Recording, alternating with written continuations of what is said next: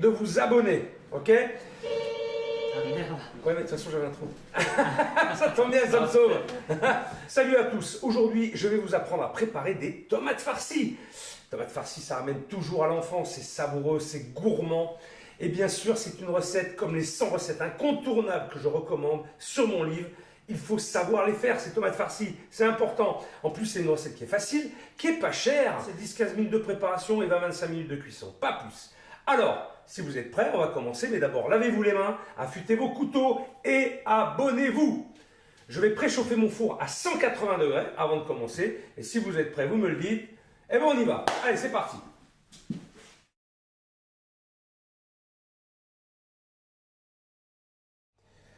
J'ai choisi des tomates cœur de bœuf parce que la chair est très savoureuse. Je les apprécie particulièrement. Alors bien sûr, la liste des ingrédients est en description juste ici. Voilà, donc cœur de bœuf, effectivement, ce sont des grosses tomates juteuses qui supportent bien la cuisson. Après, si vous n'en avez pas, vous pouvez prendre d'autres variétés, bien sûr, mais si possible, des grosses tomates. En sachant que la recette que je vous donne de tomates farcies peut se faire aussi avec des oignons, peut se faire avec du poivron, avec des courgettes. Voilà, on peut faire aux aubergines aussi. Voilà, on peut faire les farcis qu'on veut. Voilà. Mais aujourd'hui, ce sera avec la tomate. Donc, j'assaisonne mes tomates que j'ai évidées. Je les retourne un peu pour les égoutter.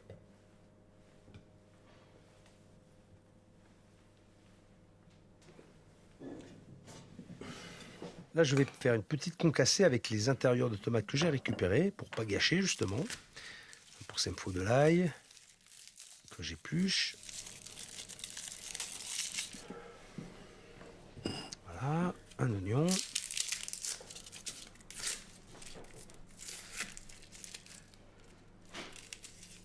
Alors, j'ai en tête encore les tomates farcies que faisait ma grand-mère, qui étaient juste exceptionnelles.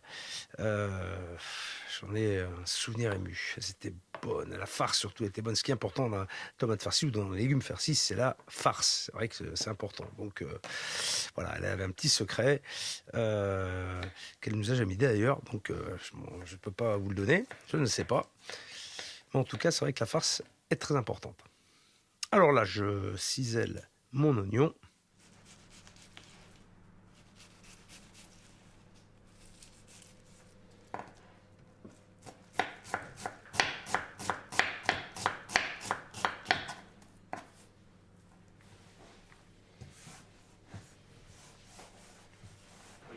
J'écrase mon ail.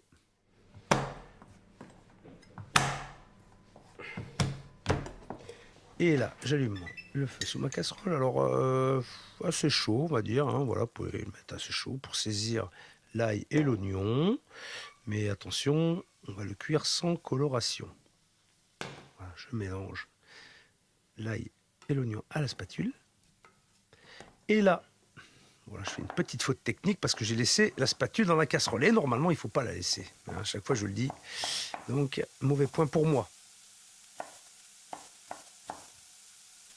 Voilà, je remue, attention, il ne faut surtout pas que ça colore. Et là, je vais verser mes intérieurs de tomates que j'ai concassés grossièrement.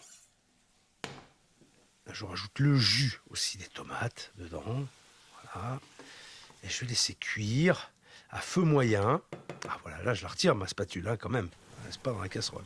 J'assaisonne de sel, mettre un peu de piment d'Espelette aussi. Je déglace avec du vinaigre de Xérès pour amener de l'acidité.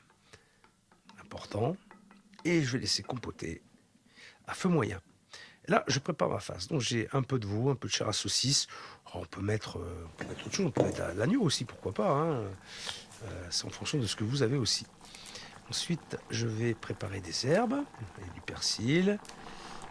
Après, je peux mettre de la coriandre, je peux mettre du basilic, de l'estragon, mettez la sarriette, mettez aussi là, ce qui vous fait plaisir, ce que vous avez. Là, j'ai fait au plus simple. Voilà, je concasse mon persil. Grossièrement, je vais mélanger ce persil à la viande. Ensuite, je vais assaisonner avec du piment d'Espelette, bien sûr. Un peu d'épices cajun. Alors ça, j'ai mis ça parce que j'avais ça sur l'étagère. Si vous avez du 4 épices, du ras el hanout ou d'épices à couscous, ça marche aussi. Enfin, des épices. Voilà, pour relever votre farce et donner du goût. Je vais les saler. Alors, dans la farce, on peut mettre aussi du pain de mie trempé dans du lait. Voilà, ça se fait. Là, j'en ai pas mis. Une fois de plus, j'ai été au plus simple. Je vais casser un œuf dedans. Je mélange avec les mains comme ça. Mais bien sûr, je me suis lavé les mains, comme je vous le dis à chaque fois avant chaque vidéo. Avoir les mains propres en cuisine, c'est important. Si vous préférez mettre des gants, vous pouvez mettre des gants. Moi, j'aime pas les gants, en fait. Je ne sens pas la matière et ça me plaît pas. Alors là, je vais mixer ma tomate. Voilà, grossièrement. Si vous n'avez pas de mixeur, c'est pas grave. Avec une fourchette, vous pouvez l'écraser aussi.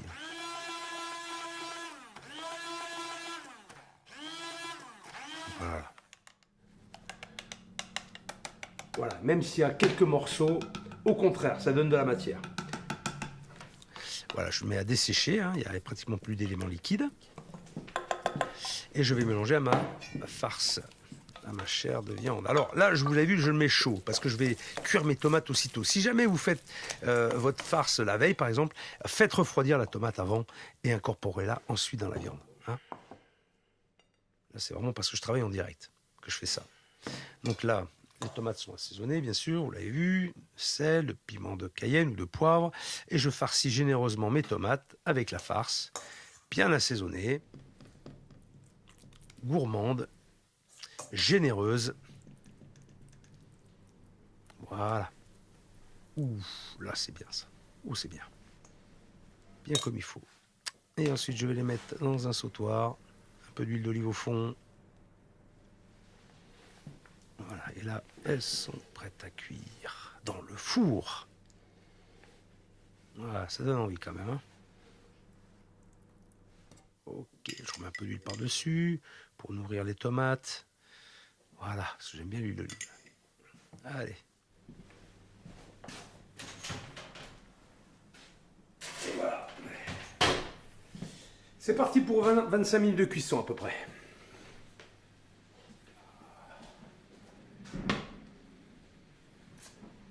Et voilà, les tomates sont cuites. Il ne vous reste plus qu'à déguster, bien sûr. Alors vous pouvez accompagner ce plat avec du riz pilaf, par exemple. C'est une recette que vous retrouverez sur mon livre et en vidéo.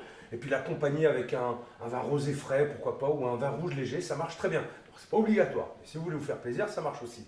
Alors, si vous manquez d'ustensiles et que vous souhaitez vous équiper avec du matériel de qualité, n'hésitez pas à aller sur mon site et vous en profiterez pour regarder le programme Mentor qui explique comment organiser sa cuisine, comment ranger son frigo pour pouvoir cuisiner dans de très bonnes conditions.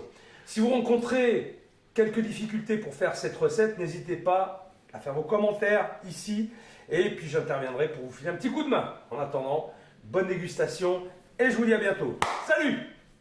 Pour vous équiper avec du matériel de qualité, tout ce que j'utilise est disponible sur ma boutique en ligne. Pour ne louper aucune vidéo et devenir de vrais chefs, abonnez-vous en cliquant sur ma tête. Et pour ceux qui ont loupé ma dernière vidéo, c'est juste là.